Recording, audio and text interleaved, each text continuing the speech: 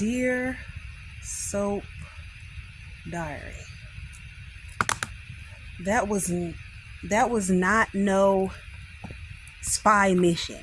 That wasn't shit but a Jet2Holiday. Okay, that girl didn't do nothing. She didn't do nothing but literally sleep on the floor, shoot a man with her eyes closed, and get effed. And not just get regular old get effed. She got effed after some trauma because that's the only way she gets laid, okay? I don't know what this supposed mission was, but it was a failure. Okay, if you want to answer to your question, little girl, it was a failure. All right, Drew done woke up, and we ain't known peace yet. Okay, come on. I know you shot me. I know you shot me. I know you shot me. That break wasn't breaking like it was supposed to. Okay,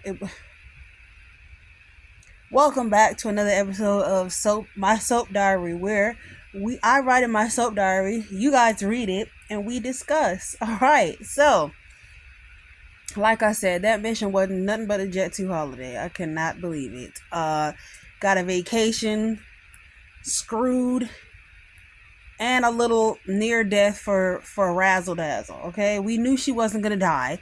We knew Vaughn wasn't going to die. We knew Brit wasn't going to die. We knew nothing was going to happen to Jason. The kids was going to have their deadbeat daddy back any day now. Like, it really never gave high stakes. It just gave, okay. It gave something to do, okay? All right, so like I said, Drew woke his raggedy giraffe neck behind up. Drucifer has come back to terrorize poor Charles after 3 hours, it seems, incapacitated. I feel like I really wish we got more time. We needed more time. He's like, Michael is the one that shot me.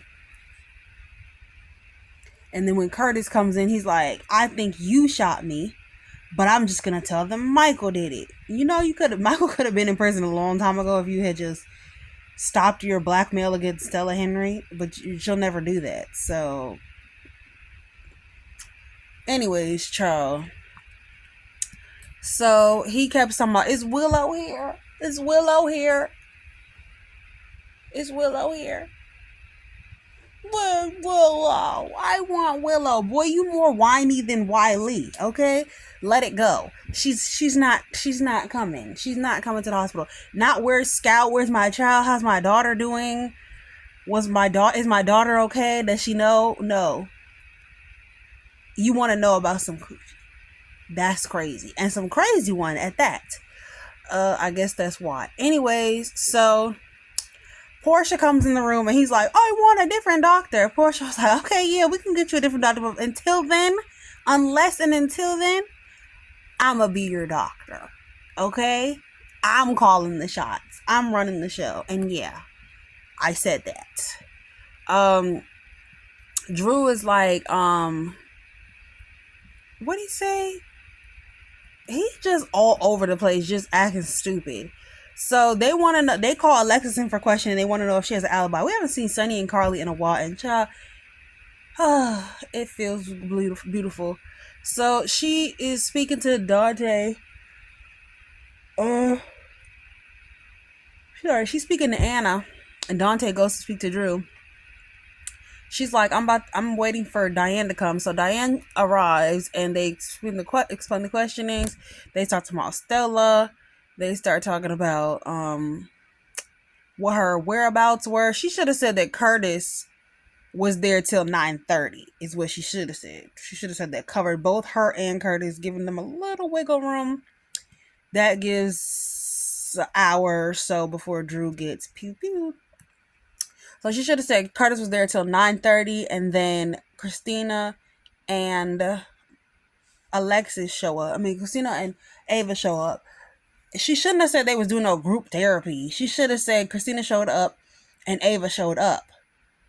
And they both was at the same time, and you, I don't know, got them to talk because they feel bad about what they've done to each other. Whatever. They want to know when she got the restraining order because they want to establish a timeline, but really what they want to establish is motive. Like, how long did she have to prepare? Was it calculated? Because remember, Kai was the one that told them that Alexis has a key. Although I don't think she has a key, he told them that she does. And so my makeup came off because I rubbed my eyes, but I did have a meeting this morning, so I tried to spruce it up. She said she was upset when she got the order, but she tried to fight it legally. She didn't go after him or anything like that. Blah blah blah. Alexis talks about blah blah blah. Yeah. So Drew is sitting up there lying. Michael is looking for his alibi, which is Jacinda. Jacinda's over there trying to blackmail Portia, and Portia's like, "You're not blackmailing nobody. You're gonna go home, wash up, and get your behind back on the host roll because I'm not giving you a dime." Simple as that. I'm gonna go home to my man Isaiah after this. We're gonna get into bed, and you're gonna go about your life, and none of us are going to jail. Because if you say you got the drugs, if you say that you brought the drugs, that's a charge on you. If you say you did this because somebody paid you, that's another charge on you for assault and attempted SA and all that. And then if you say that it was me, we all going to jail, and you definitely not getting any money. So take your behind home, go take a shower, and get your behind back on the host roll, okay? Because I don't have no money for you, and I'm not giving you no money, and I'm not going to jail for you or with you. So goodbye. All right, so Curtis and Michael was at the Port Charles Grill, and he was like, "What's up with Jacinda?" He was like, "Bet, I got you the information or whatever." And Michael was like, "Yeah, I need to see her because she's the one that was with me when Drew got shot, and I need to got pew pew, and I need to make sure I have an alibi." So he's like, "Bet, I got you." He gets her contact. He books her for a night at the Stroll. She's like, "Are you trying to just talk, or are you trying to bust me down?" He was like, "Nah, I got something different for you. I want to do, I want an alibi or whatever from you." Here go Dante. "Michael, you're a hard man to get in contract with." "Yeah, we know. We've been purposely eluding you, okay? We need to get our story straight. Leave us alone." Blah, blah, blah. Jacinda said she spent all her money, and Portia was like, "They ain't got nothing to do with me." Let's see. Blah, blah, blah. I don't even know why they let Curtis go in there and talk to him when they know Curtis is a suspect. That was weird. Jack wanted to talk to Lulu. Jack wanted to talk to Lulu about like letting Valentine see Charlotte, and Lulu's like, absolutely not. She needed to really stop because Lulu is her daughter, but at the end of the day, Lulu is a Lulu. At the end of the day, Charlotte is a Cassadine. Okay. Charlotte was not happy to see Jack, okay? She was like, "Boy, bye. You think you're a good guy and my dad's a bad guy? You're the bad guy, my dad's a good guy. My dad is a gray area character, okay? Not everything's black and white, Rocco. Your dad is a cop, but my dad, he's somebody else." Here go Rocco. Didn't your dad do some illegal stuff?" Rocco was acting like a fan of Charlotte. It wasn't giving brother and sister. Did this Rocco and the other Charlotte have any scenes together? Because these two, this new Charlotte is good, but this little Rocco is acting like a fan of Charlotte. It's weird. Like, he read some lore on her. Like, do you know her or do you not? I guess she's been up in the attic too long. Lulu sends Charlotte off to take Outback home with Rocco and wash him as part of her punishment. On her way out, Charlotte makes sure to tell Jack that everyone calls him a hero and her dad is the villain, but she ain't buying it. Lulu apologizes to Jack about Charlotte's attitude. Absolutely not, because Jack deserves all the smoke that he's getting. Lulu was like, "Look, I'm not trying to play your game." And he's like, "How do you know it's a game?" "Because we know you, Jack. We know it's a game because you want something. Now you can't even tell her that it's to help her little cousin / goddaughter, Jocelyn, because then you would blow up all your information. You would blow up your spot. And we can't do that now, can we? So Jocelyn's gonna have to suffer because you made a bad decision." Blah, blah. Jack takes the call, and then Lulu was like, "What's that about?" And he was like, "I can't tell you. It's classified." She's like, "Yeah, then you need to stop yapping in this restaurant like this your house, boy. This is Bobby's. This is my place." Charlotte was like, I really miss living abroad and I really miss my dad. Like, you and mom cool or whatever, but I never see y'all because I be up in the attic. And I really miss being able to go outside. Like, I haven't breathed fresh air till this is the first time I've breathed fresh air. But I really do like the new Charlotte. She's good. She's good or whatever. I mean, my girl coming back. Scarlett Fernandez is coming back. I don't care what anybody says. She's coming back. But I do like this new Charlotte. She cool or whatever. Back at the Five Poppies. Who escapes alive? Every goddamn body, probably even Pascal. So Brit figures out that him, whoever that is, which I guess we know now is Nathan. I don't know. I haven't seen any previews, but whatever.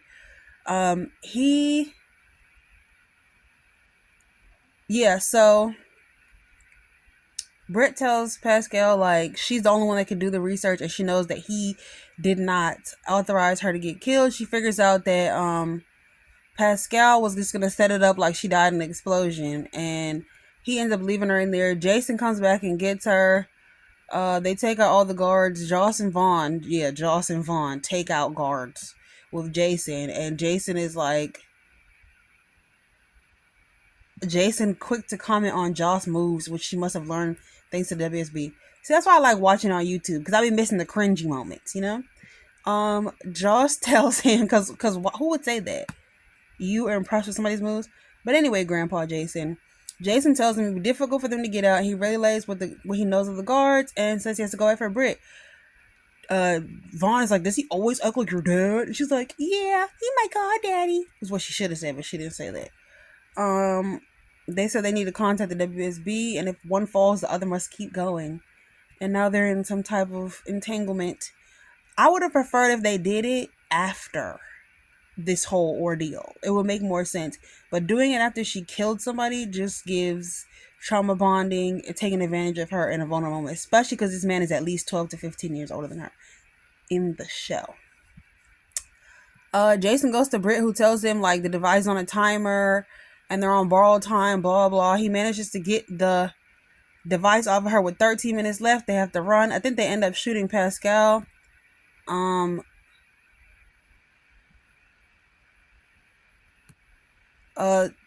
Yeah, so Jack tells Lulu that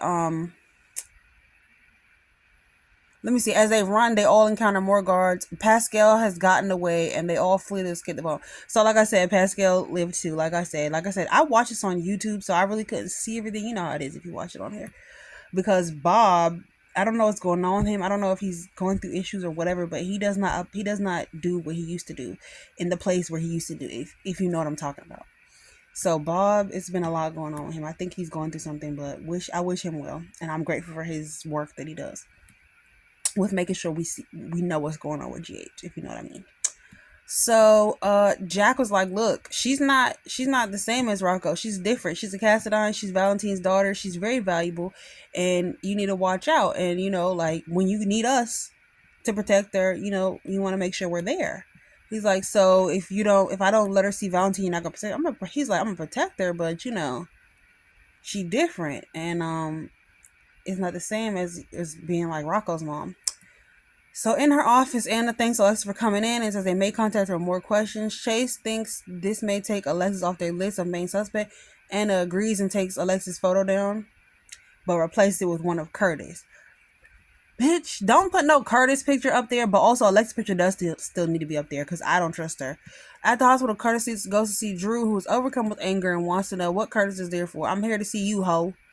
Curtis says he heard somebody shot him. He was like, it could have been you, but not to worry. I'm blaming Michael.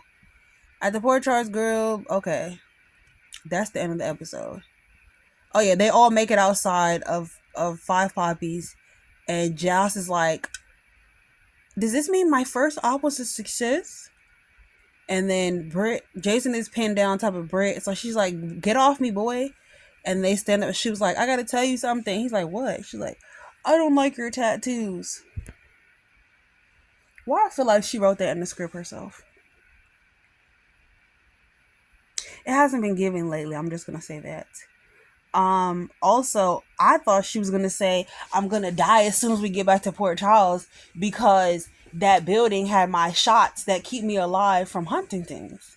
Or whatever it is that those shots do. So how is she gonna live without that? I guess Liesel is supposed to be able to save her after this, after the Huntington's disease or whatever. I don't know. I really don't care, to be honest. Brit's storyline is the least interesting to me, and I am so sad about that because, like I said, I've loved her since day one, late teens, okay? So the fact that, you know, after all these years, I'm like bored with her, I don't want to see her anymore. It's really sad how they can rip apart a character that you once loved. Like, I loved Sam since I was a little girl, like 9 years old, and now look. Now I'm just like, nah. You know, about the character. Sad about the death, but you understand what I mean. And on the character for a while being. So, like I said, I got my Drew got pew pew celebratory braids in. Hopefully, I don't know where I want this storyline to go, to be honest. I just want Drew out of our faces, out of our way. I would like more clips, more flashback storylines. I really want them to take it to the limit. I really want them to press this storyline because we need something. The show's been boring. And the Five Poppy storyline wasn't helping anybody, okay? It was just giving them a chance to dress the place up like a Jet2Holiday. That was it. So therefore, that's it for us. Joss and Brit Jet2Holiday is over. They're about to come home, as well as Jason's holiday and as well as Vaughn's holiday. I guess it's supposed to be some big fallout. Nathan, I don't know when he's coming in because I haven't watched any previews. And that's about it for this episode. Drew really dragged the episode down, as well as Jack Brennan, who has no chemistry with anybody on set and is just, I don't know, an odd character. He's not as endearing and charming as he used to be. He's not interesting to watch. He's very boring, monotone. Michael's cool, whatever. Britt's getting on my nerves with her sitcom acting. Joss keeps getting screwed. We know she's gonna get screwed as soon as they get back home. And Lulu seems a bit tired, but at least they did her hair today, so that's good. They need to put some brighter makeup on her face, brighten up that look. But other than that, I mean, hey, we're all here. Jacinda's back on the host role, and Curtis is on the suspect list, been added, because PCPD can't solve crimes, and he's not even no real suspect. And Drew is back to irritate the hell out of us. So, with that being said, let me grab my pencil. My pencil, as they say.